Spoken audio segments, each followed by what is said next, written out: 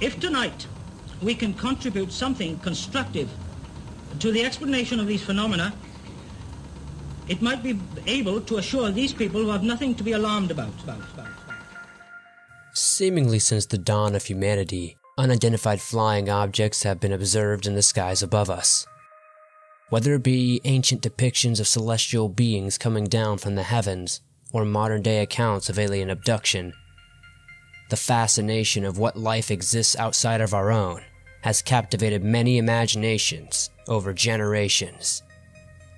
There are countless UFO sightings to cover, but I felt there was no better place to start than one of the world's most prolific cases of mass UFO sightings. A case of strange sounds, odd ships in the sky, and so much more. This is the unsolved mystery of the Warminster Thing.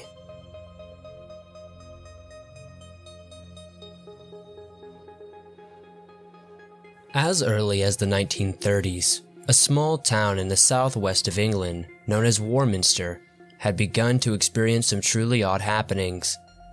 Warminster is a rather small town, a place where everyone knows everyone. Strange sightings and sounds began to be reported by residents around the area. They started few and far between, but gradually over the decades, these reports of strange objects and sounds would increase tenfold. There is a rather old TV documentary about the Warminster Thing that I have watched in preparation for this video. In this video, many residents give first-hand testimonies describing what these sounds were like. Many of them said the sounds were cracking and stark in nature. These odd events would practically go untalked about until the mid-60s, when the Warminster Thing seemingly made its debut on the grand scale.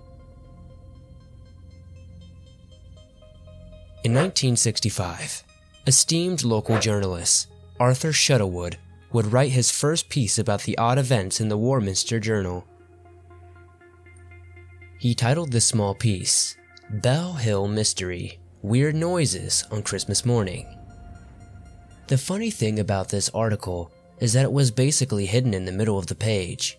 This article shared a very detailed story told to Mr. Shuttlewood by a local woman named Marjorie By. She claimed she had woken up at around 6 a.m. or so on Christmas morning. She got dressed and began to make her way to church for Christmas Mass, and while she walked her route she began to hear some unsettling noises in an area known as Bell Hill. Marjorie described these noises as very odd. She said, and I quote, "like branches being pulled over gravel." A couple of days after Marjorie shared this story with Mr. Shuttlewood, he would share this bizarre encounter just after the new year. As mentioned before, the story was pretty much shoved to the back page and practically unnoticeable. As history went though, this seemingly small and insignificant story would end up being the Warminster Journal's most prolific story. Not long after the publication of Marjorie By's story, many other residents began to share their own experiences. Upwards of 30 people sent in claims of hearing strange sounds that Christmas morning as well. These stories seemed to verify Marjorie's claims, and Arthur Shuttlewood began to compile all the reports he was getting over the next year. It seemed no matter where you looked on the Warminster Journal at the time, alleged encounters with UFOs and odd sounds were everywhere. The year of 1965 may very well hold the record for the most UFO reports in England's history. In the months after the initial report in the Warminster Journal, letters continued to pour in from residents who were claiming to have experienced it. Many were in conjunction with the strange sound Marjorie had heard, but strange sightings of unexplained shapes in the sky also began to surface. The descriptions of these strange figures in the sky varied from metallic orbs, saucers, and most notably, cigar-shaped spaceships. Almost always, a weird sound accompanied these sightings. These sounds were said to sound like booming or annoying droning. In some reports, people said their cars failed after seeing these odd figures in the sky. Others reported animals acting strangely while these encounters took place. For example, many residents reported dogs behaving very oddly. Some residents tried to get further proof of their experiences. Many set up cameras and tried to get pictures of these strange figures. This is always easier said than done, obviously, as if it were as easy to set up a camera and take a picture of something, the mystery of many folklore would be lost. Not many had any sort of luck with photographing what they dubbed the Thing. One resident even claimed he took pictures of the Thing, but his film would reveal a damaged, burnt film roll, essentially claiming the Thing emitted energy that affected cameras. Contrary to that story though, Gordon Faulkner, who was a local factory worker who also had a hobby of taking pictures, would give Arthur Shuttlewood a picture he claimed to be of a UFO. This photo was published in the popular Daily Mirror, given permission from Gordon to, quote, do as he seemed fit with it. Gordon Faulkner would be interviewed by many reporters who wanted the scoop on how he had gotten this iconic picture. Gordon seemingly enjoyed this newfound fame and eagerly shared his information with the public. Many people, of course, questioned the validity of Gordon's picture. Editors for the Daily Mirror even stated the picture could very well be a fake. There are a few audio clips of Gordon's interviews about this picture. Mr. Faulkner, in fact, has done much to put Warminster on the flying saucer map. This is how he got his picture. I had a camera with me. I was taking it down to my sister who wanted to borrow it. And, well, as I say, I just had the camera with me. Pure luck, I just undid it and took a picture. The object was staying still all this time, was it, or was it moving? No, it was moving. But moving slowly? It was moving fairly fast. I wouldn't like to say how fast, but I couldn't say how fast. Now, some people have said that when they've tried to take a picture of one of these things, there's been some mysterious force or radiation that stopped the camera from working. Did you find this? It didn't stop my camera from working. Have you had people say that this picture is a fake? Of course I have, yes. I mean... What do you say to them when they say that? They're entitled to their own opinion. I know it's not a fake. And it doesn't really bother me what other people think. After this buzz, things would seemingly start to die down a bit among locals, but the phenomenon continued to attract many curious tourists looking for a peek at the legendary Warminster Thing. Many UFO researchers began to show up in the area as well. The British UFO Research Association, also known as Bufora, which was a newly founded group launched just a couple of years before in 1964, had come to the area in hopes of documenting the phenomenon. At this time, though, the number of sightings began to decrease drastically. Although the phenomenon had seemed to have calmed down, the town of Warminster strongly embraced their new reputation, and residents began to open UFO-themed businesses, including a UFO bed and breakfast. This embrace of their local legend had earned them a lesser-known nickname, Roswell of the UK.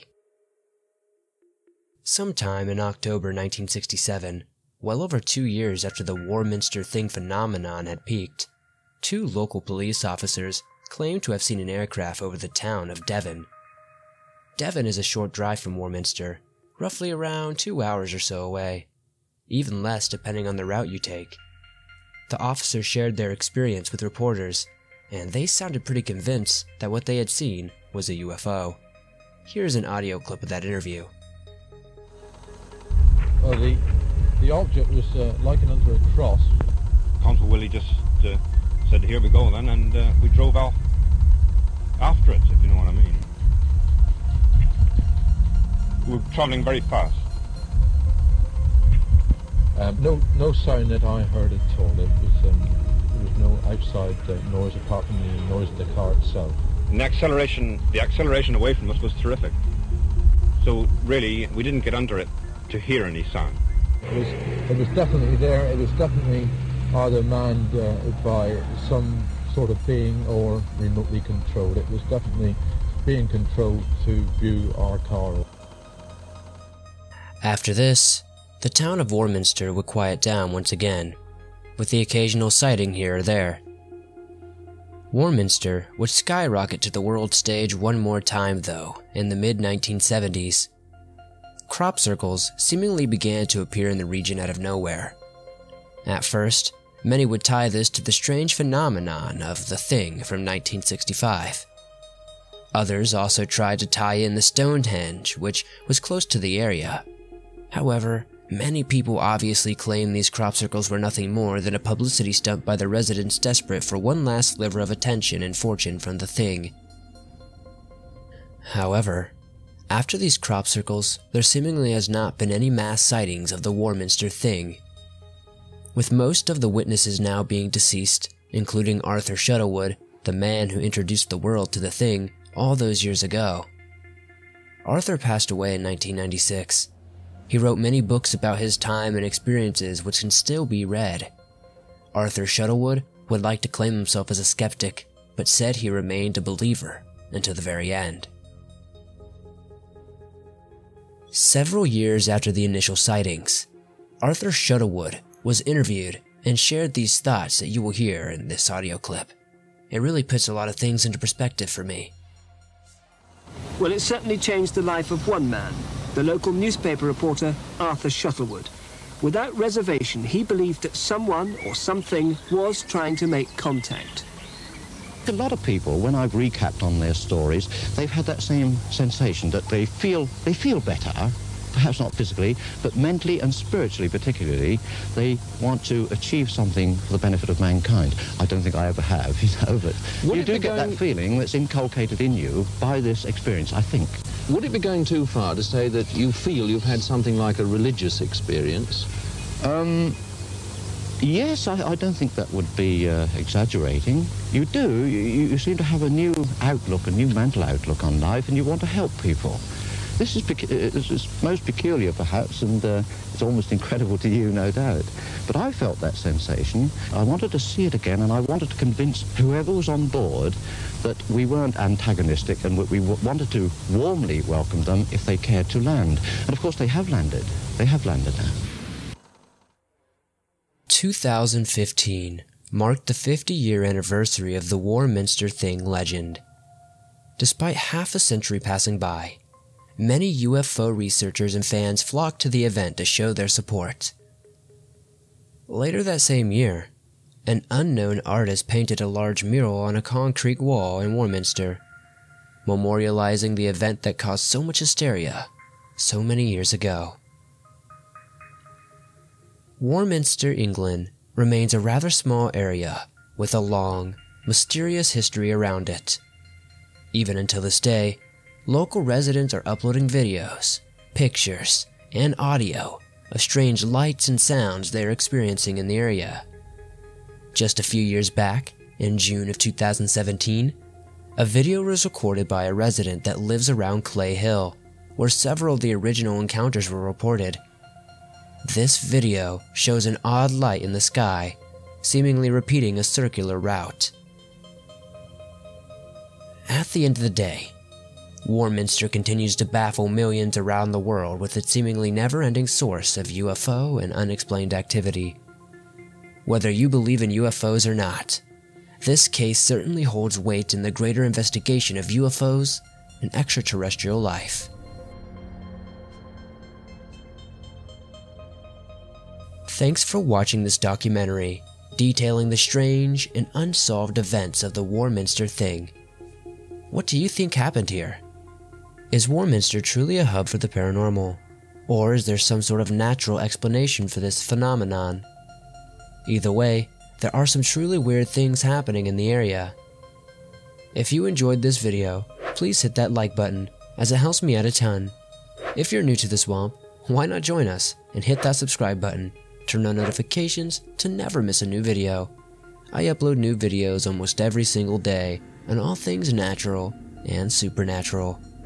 If you're not aware, you can download your favorite scary stories from the swamp on iTunes, Spotify, Podbean, and just about every other major podcast platform. I'll see you guys soon. I was walking from Arn Hill up to Cradle Hill, and then just past the farmhouse, I became aware of this grey thing lying in the road, and I was just absolutely dead scared, you know. It was just this fear. It was just like a fog, really, but it was perfectly outlined. It was the typical classical flying saucer that you see in photographs and so on.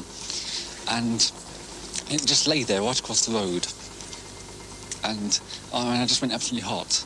I didn't know what to make of it. It was similar to like Doctor Who's TARDIS, if you like. It was half here and half not, as if it was in another dimension. But it's an incredible experience, and I don't expect people to believe unless it happens to them. I saw this thing go over, what they call the thing, you know.